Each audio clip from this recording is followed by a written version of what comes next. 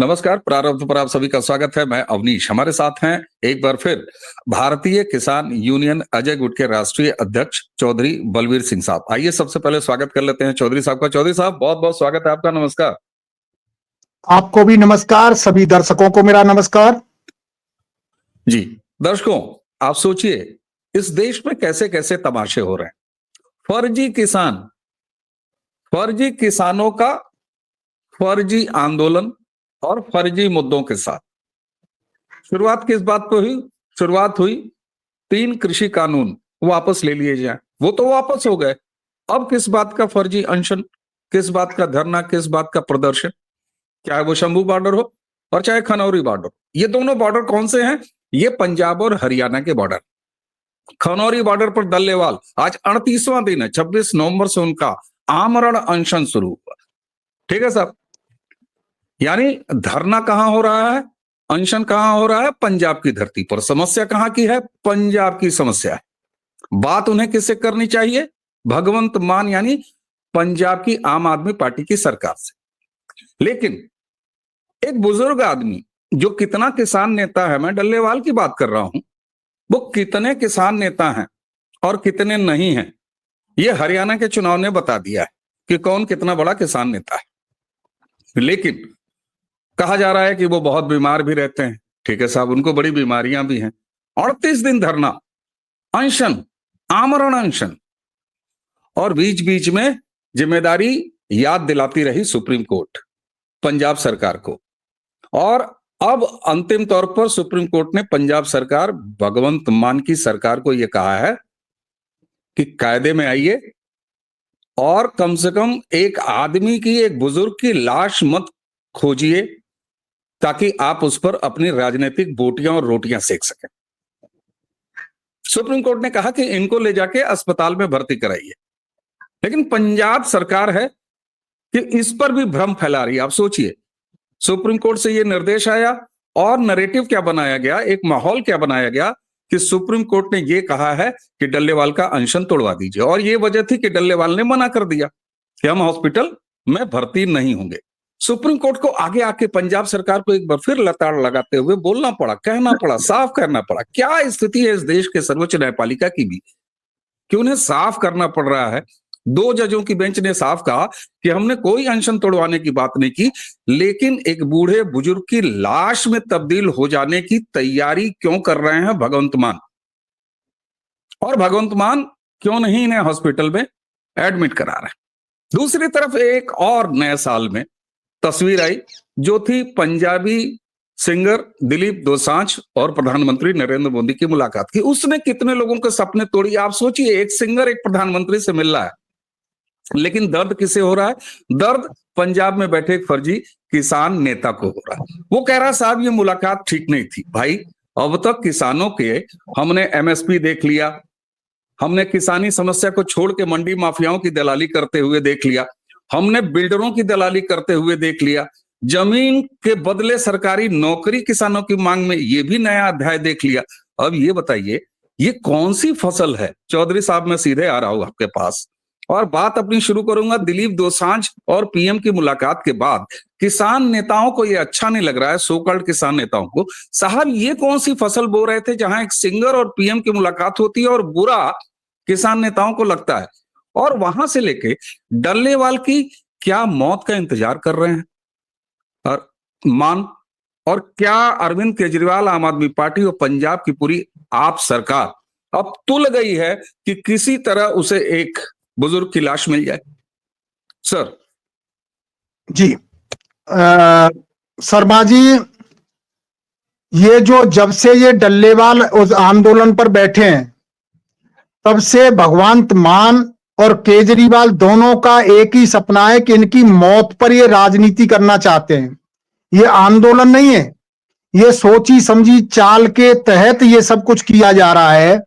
और यही वजह है कि अब सभी पहचान गए कि कोई भी किसान, मजदूर, कहीं से भी व्यापारी, कोई इनको समर्थन देने को तैयार नहीं है, क्योंकि ये केवल उसकी मौत का इंतजार कर रहे हैं। और मौत होने पर इनको एक मौका मिलेगा ये कहने का कि केंद्र सरकार की हठधर्मी के कारण एक बुजुर्ग नेता की मौत हो गई।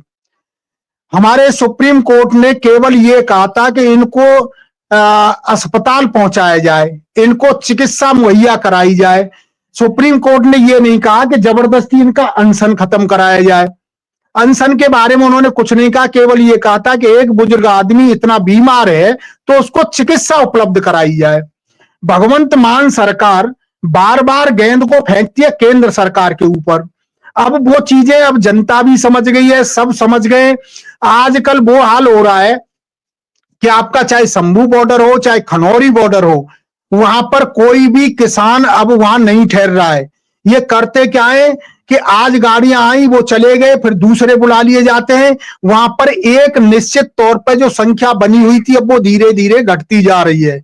लेकिन एक चीज होने जा रही है, ये शायद ये हिंदुस्तान में इस तरीके का जो प्रायोजित धरने दिए जाते थे, जो आंदोलन किए जाते थे, जो पैसे के दम पर कुछ किसान नेता जो आंदोलन करते थे, शायद मैं सही आकलन कर रहा हूं कि आगे आने वाले समय में कहीं भी 200 आदमी किसी आंदोलन में इकट्ठा नहीं हुआ करेंगे, क्योंकि इन नेताओं की पोल खुल चुकी है, इन नेताओं के मंसूबे सबको पता चल चुके हैं।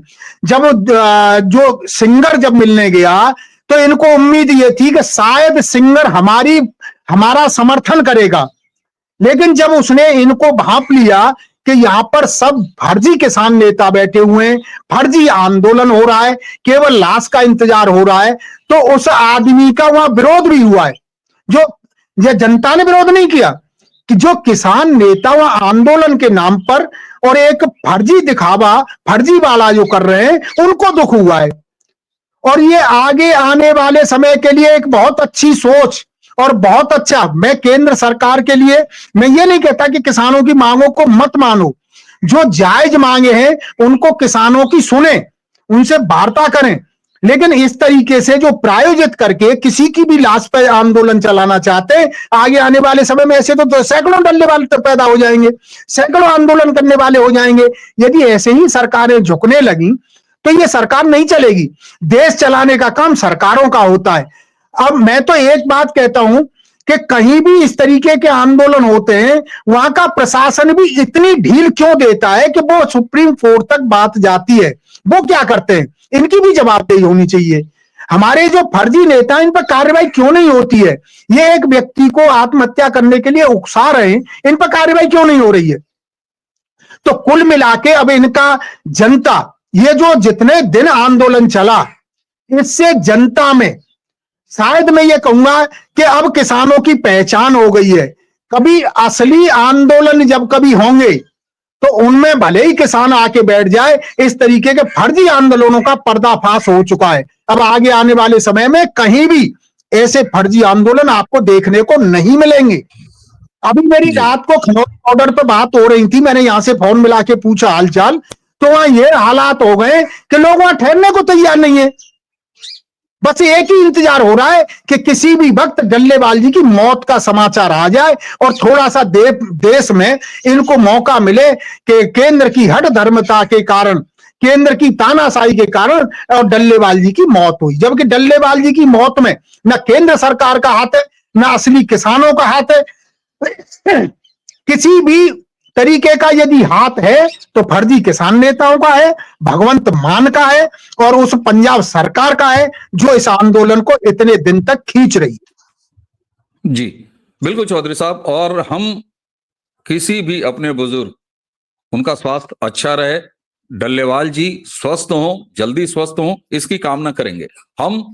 और आप कम से कम अरविंद केजरीवाल के गिरोह वाले नहीं हैं। हम पंजाब सरकार और उनके मुख्यमंत्री भगवंत मान की तरह बिहेव नहीं कर सकते। और ये गिद्ध हैं जिन्हें एक लाश चाहिए होती है, समय समय पर देखा गया है, संभल में देखा गया है, उससे पहले तमाम और जगहों पर देखा गया है, जहां भी एक दो लाश गिर जाती है वहां पर ये जो गिद्ध गिरोह है ये तुरंत पहुंचता है और वहां पर मुहर्रम शुरू करता है और उन बोटियों को नोच नोच के ये अपनी राजनीति सेकते हैं और उस पर रोटियां सेकते हैं। लेकिन साहब एक चीज, अब सुप्रीम कोर्ट को आगे आके कम से कम ये मामला साफ करना पड़ा। ये कितनी शर्मनाक स्थिति सुप्रीम कोर्ट के लिए। इस देश की सर्वोच्च न्यायपालिका कोई आदेश देती है और एक अदना सी, मैं अदना सा जब कह रहा हूं तो मैं लोकतंत्र के किसी भी व्यवस्था का अनादर नहीं कर रहा हूं चौधरी साहब, लेकिन हमारी सर्वोच्च न्यायपालिका एक आदेश देती है और कहती है कि एक बुजुर्ग जो अनशन पर बैठा हुआ है उसके अच्छे स्वास्थ्य के लिए अस्पताल में भर्ती कराओ, लेकिन एक अदना सी पंजाब सरकार और उसका मुख्यमंत्री, उसका पूरा इकोसिस्टम, आम आदमी पार्टी का पूरा इकोसिस्टम इस बात का भ्रम फैला देता है कि कोर्ट ये चाहती है कि डल्लेवाल का अनशन खत्म करा दिया जाए। ये कितनी बड़ी हार आप मानते हैं इस देश की सर्वोच्च न्यायपालिका कि उसको अपने कहे पर दोबारा 2 जजों की बेंच को आना पड़ता है, कहना पड़ता है कि नहीं नहीं भाई हमने ऐसा नहीं किया। आखिर सुप्रीम कोर्ट स्वतः संज्ञान हर बात पर ले लिया करती है। पंजाब सरकार ने ये झूठ, मक्कारी, फरेब ये जो किया है डल्लेवाल जी को लेके, इससे एक चीज तो साफ होती है कि पंजाब सरकार, भगवंत मान, आम आदमी पार्टी ये चाहती है कि उन्हें इलाज न मिले और कुछ अशुभ हो जाए। एक चीज ये, और दूसरी चीज सुप्रीम कोर्ट के लिए शर्म का विषय है। क्या सुप्रीम कोर्ट को, मान सरकार को तलब नहीं करना चाहिए कि तुमने झूठ क्यों फैलाया? जी, ये इस बारे में ये सही बात है कि हमारा संविधान हर आदमी को अपने तरीके से जीने का या अपना धरना प्रदर्शन करने का अधिकार देता है, लेकिन आत्महत्या करने का अधिकार नहीं देता है। इसमें सुप्रीम कोर्ट बार बार इनकी दलीलों से कैसे संतुष्ट हो जाता है, इस बात को तो आम जनता भी ये कह रही है कि इतनी बड़ी संस्था, जो सब देश की सबसे बड़ी सर्वोच्च संस्था, कैसे संतुष्ट हो जाती है और बार बार इनको समय बढ़ा देती है। अभी भी इनको और समय दे दिया गया। हमें तो ऐसा लग रहा है कि ये जो पंजाब सरकार वहां कुछ झूठे हलफनामे दे करके जो कहते हैं, पंजाब, अभी भगवंत मान का एक मैं वीडियो देख रहा था, उसमें वो कह रहा है कि हमारे डॉक्टर उनकी हालात पर नजर रखे हुए हैं। इसका मतलब है कि या तो ये आंदोलन टोटल फर्जी है, उनको ये आंदोलन हकीकत में आमरण अनशन है ही नहीं, या तो स्टील के गिलास वाला आंदोलन चल रहा है। कहीं ना कहीं इसमें दिखाई दे रहा है। लेकिन सुप्रीम कोर्ट को अपनी पावर का इस्तेमाल करते हुए इसका पर्दाफाश करना चाहिए था। देश की जनता बड़े उससे देखती है कि हमारा सर्वोच्च न्यायालय सबसे ज्यादा जिसकी तरफ नजरें जाती हैं कि वहां से न्याय मिलेगा, और वहां भी इनको इस तरीके से एक छोटी सी सरकार, पंजाब सरकार, भरगला देती है। तो ये बड़े शर्म की बात है कि कैसे होगा। इस देश के अंदर राजनीति इतनी हावी हो गई कि हमारे सुप्रीम कोर्ट को भी ये बरगला देते हैं, और इसमें सुप्रीम कोर्ट को तुरंत एक्शन लेना चाहिए। ठीक है, तुम कह रहे हो उनकी हालात ठीक है, सारे सब सही है, तो हॉस्पिटल क्यों नहीं पहुंचाया गया? हॉस्पिटल तो पहुंचाना चाहिए। सुप्रीम कोर्ट के आदेश का पालन तो करना चाहिए। सुप्रीम कोर्ट के आदेश का पालन न करना, ये तो तौहीन हो गई अदालत की, सर्वोच्च अदालत की तौहीन हो गई। इस पर सुप्रीम कोर्ट को तुरंत एक्शन लेना चाहिए और भगवंत मान सरकार के खिलाफ कड़ा एक्शन लेना चाहिए। बिल्कुल बिल्कुल।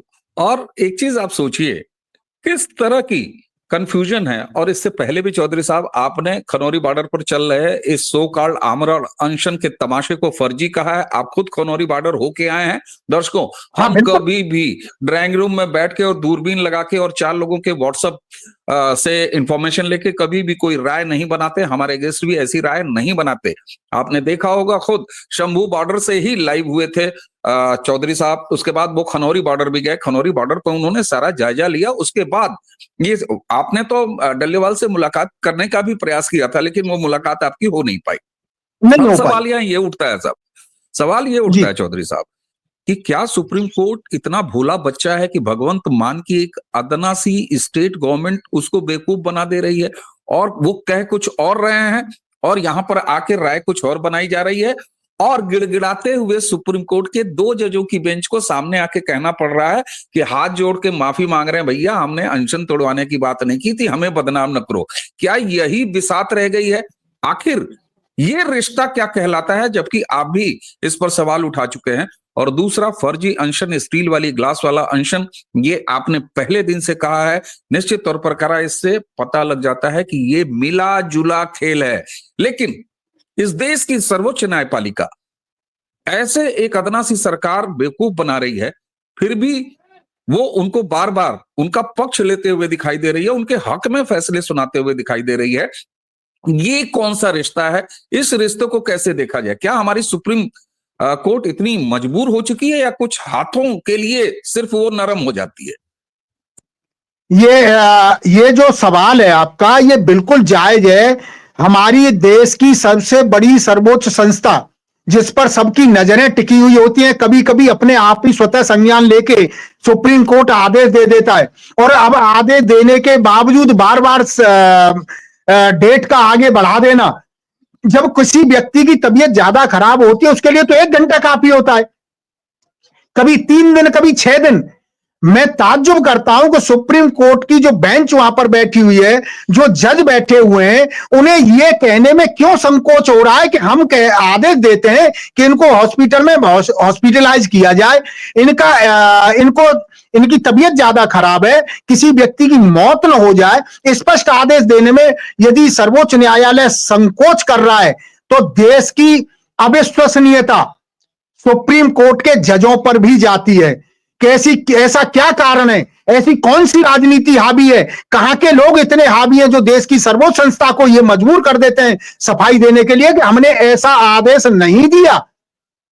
ये कौन सी मजबूरी है? और इस बात का भी खुलासा जब सुप्रीम कोर्ट के जजों ने यह खुलासा कर दिया कि हमने ऐसा आदेश नहीं दिया, तो यह भी खुलासा करना चाहिए कि हमने इस बात की सफाई इसलिए दी है। क्या राजनेताओं के या किसान नेताओं के बयानों से घबरा करके सुप्रीम कोर्ट यदि फैसला देने लगी तो यह देश चलने वाला नहीं है। बहुत बड़ी बात, बहुत बड़ी बात। और आपने बिल्कुल संवैधानिक और एक नागरिक मर्यादा में रहते हुए जितना सवाल इस देश की सुप्रीम कोर्ट के सामने है, हमें उठाना चाहिए, एक नागरिक को उठाना चाहिए, क्योंकि हम सब ये होता हुआ देख रहे हैं।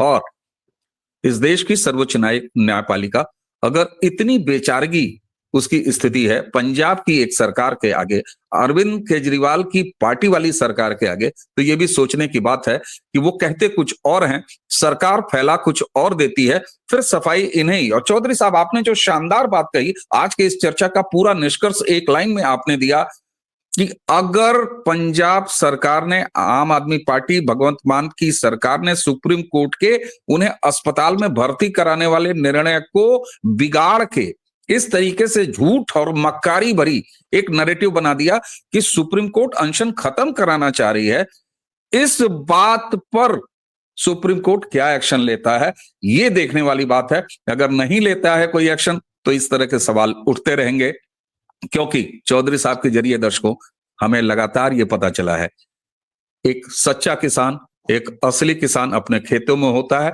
वो किसानों के सरोकार और विषयों के लिए अपनी लड़ाई लड़ता है।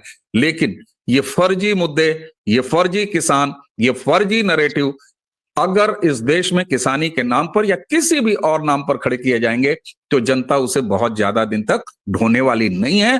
पंजाब ने, न सिर्फ पंजाब के लोगों ने, बल्कि हरियाणा, न सिर्फ हरियाणा की जनता ने बल्कि हरियाणा के मतदाता ने भी बड़े साफ तौर से अपने विधानसभा चुनाव में इन्हें धक्के मार के बाहर निकाला।